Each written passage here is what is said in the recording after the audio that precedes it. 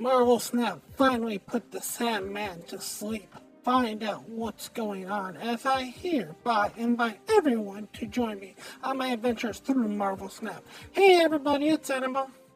So, as of today, we have a brand new patch out. And in this patch, we have a couple of Nerfs, a couple of Nerfs, and one really weird one. So, let's go over it. Let's start off with the Nerfs. First off, we've got Sandman. Sandman went from a 5.6 to a 5.7, but in addition to having that happen, he now only makes your opponent's cards cost one more on the next turn after he's revealed. Maximum 6 instead of making your opponent only play one card on the turn after he's played. This is a huge nerf to Sandman. This basically turns Sandman into basically a dream dimension, which is kind of funny because the Sandman that exists is not from the same thing as the dream dimension, which has its own Sandman.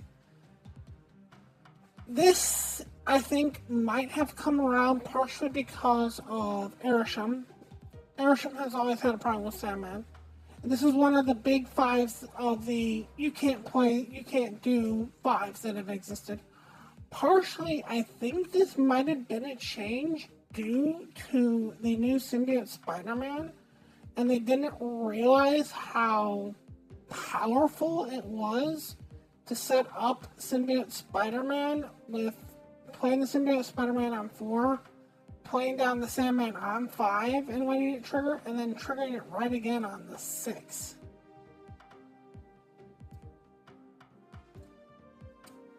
So it was kind of maybe both of those parts of it. I don't know. It's kind of good that Second Dinner is making a lot of these feel-back cards, the Leeches, the Sandmans, the to a certain extent, I'm surprised Goliath hasn't been looked at. Not Goliath, Annihilus hasn't been looked at this point. But it's nice that they're taking a lot of these cards that have felt bad for the longest time and just changing them out. There's very few left 5-drops that make you sit there and go, oh, not this again.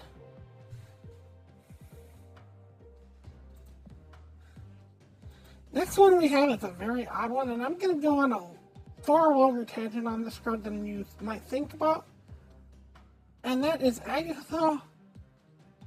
Agatha had made a change. She's still a 6/14, but instead of her playing every single turn going forward, she now only plays every even turn going forward. So she'll play on 2, 4, and 6, basically meaning she'll play herself on 6. Which means that if somehow, some way you get her a turn early, you won't play her because she will only play on 2, 4, 6. Still starts in your opening hand, just so you know, so that you do get that additional card draw. On the one hand, I understand completely why Second Dinner did this. Second Dinner did this partially so that Agatha would see a little bit more play because nobody ever played her because of the penalty of having her play every single turn. But beyond that, they made this so that people would stop botting. There are so many people who made an Agatha bot, because making an Agatha bot was so easy. All you needed was Agatha and maybe a little bit of coding knowledge to make her so she played every single turn. Now with her not being able to play on 1, 3, and 5, and possibly 7, but that she never was able to play on 7 no matter what, it makes her a little bit harder to bot because you can't make her do anything on those turns, or it takes more coding or more knowledge to know how to bot her on those turns. Problem I have with that is, first of all, the people who really knew how to bot Agatha still will have a way to know how to bot her with this new change to her. Secondly, and more importantly, I'll admit it, I play Agatha a lot. I do. I play Agatha a lot in my games. I'm not the person who's farming 24/7, 365. I'm not that person. I'm not the person you want to be mad at. But there's a lot of quests I don't like to do. I make Agatha do them for me. the quest where you have to play, I think, like 27 ones or whatever ridiculous quest that is. I make Agatha do it. And sometimes when I'm just watching TV or I'm just making dinner or I'm just sitting around doing nothing, I'll put on Agatha and I'll go into Proving Grounds Conquest and I'll let Agatha play it for a while. I'll admit to it. And this kind of is a big nerf to newer players. If you're a newer player, if you're a lower player, one of the best ways to grind was Agatha. Agatha, you could just sit for hours upon hours and grind and get up that little bit of extra power, those extra tokens, those extra gold. And to a certain degree, I have tested her a little bit. She's still fine doing what she does. When you have a quest that you don't want to do, she'll most likely be fine doing it. I'm not sure she'll be able to play the 5s, but everything else she should be okay with. So, the people who still want to just sit there and not care about winning can still play Agatha. But if you care about winning your matches and your conquests and your infinites and your whatever, you have to pay a little bit more attention to what she does on 2, 4, and 6. Or I should say 1, 3, and 5. But I am glad to a certain degree that they're letting her see some more play, but she's not the power spike that you want her to be. It's just now that she might show up because it really does change the percentage to have one more card in your hand. For a lot of those destroy decks, just being able to play on 1, 3, and 5 might be enough. And I mean, I guess to come down on turn 6 isn't the end of the world. It's really not.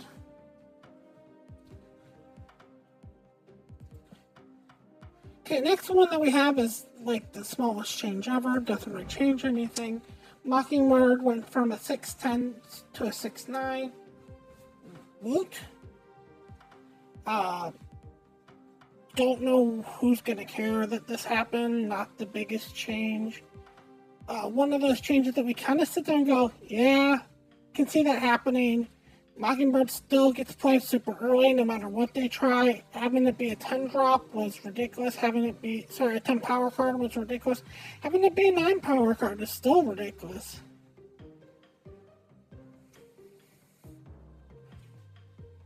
Next card that we have up is we're starting to go into the buffs. A lot of little buffs, so we'll go over the little buffs last, and then we'll talk about the big buffs first.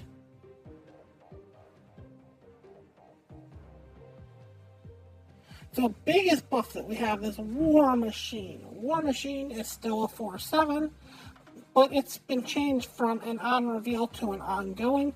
This basically means that for the rest of the game, once you get War Machine out, nothing can stop you from playing your cards in any location. Nothing can stop your cards from being able to be played.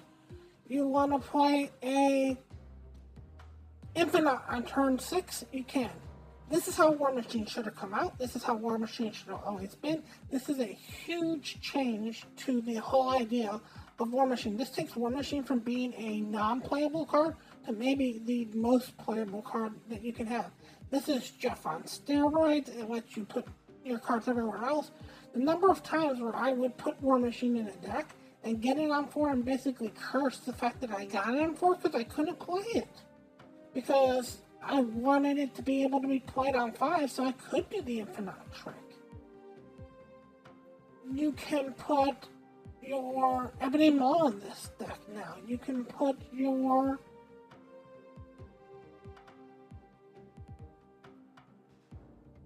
cards that never had places to go because now it doesn't matter. Death's Domain doesn't hold this down. Sanctum Sanctorum doesn't hold this down. Flooded Locations doesn't hold this down. This is so good, but I wish it would have come out originally with when War Machine came out. The fact that this had to get changed is annoying. And I think part of the reason that they finally might have decided to change it, and this might just be me talking, is the fact that no matter what comes out, no matter what basically did what War Machine did anyways, but cheaper and faster. Alright, now for the little buffs that happened.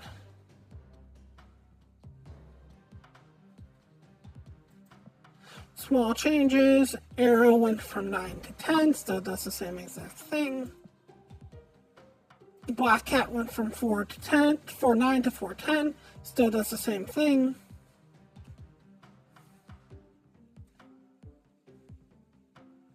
Moon Girl got a point buff. She went from 4.4 to 4.5. And last but not least, Ghost Rider went from 4.3 to 4.4.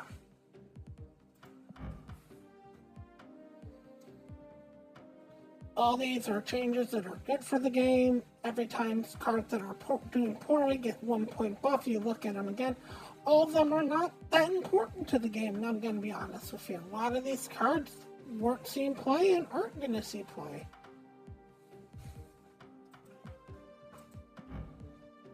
Kind of a big boon for Black Cat. Black Cat always liked having power. Now it goes into that 4.10, and a lot of these cards are showing up in play now. The fact that now you can have Black Cat be a 4.10, Atuma be a 4.10, Crossbones be a 4.10, and Obsidian be a 4.10 is huge. That's a big lot of stuff that is going to be 4.10, and that makes certain cards dangerous in the future.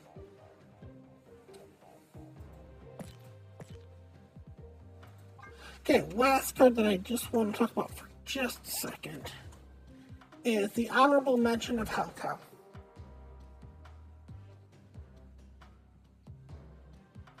I am shocked, I'm amazed, I'm surprised, I'm baffled that Hellcow didn't get a buff this particular patch.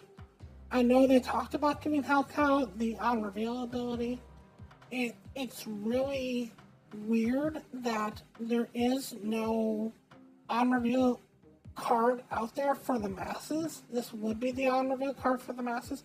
And there is quests that you can sometimes get in alliances where you have to play on-reveal cards. It's upsetting to a certain degree that they had this chance to have a keyword come out, which is very rare for a game to have a brand new keyword come out for the most part, especially a game like Marvel Snap that doesn't have that many keywords. Now, if every single set we got a keyword, I'd sit there and go, okay, it's just a keyword for this set. But to have a keyword come out and not have cards that people own to back it up, for right now, the only card with on reveal is Symbiote Spider-Man, and come next Tuesday, we're going to finally get our second on reveal card. I really hope that it's not a trickle feed of the on reveal, of the Activate ability. I really do want Activate to be given out liberally. I want cards that do bad to get Activate. There's so many cards that I can think of off the top of my head that really deserve an Activate. It would really change if they got Activate. So, please, start letting some of the Activate cards come in. Anyways, those are the nerfs and the buffs in the latest patch. I want to thank you all so much for watching, and as always, remember, play for fun.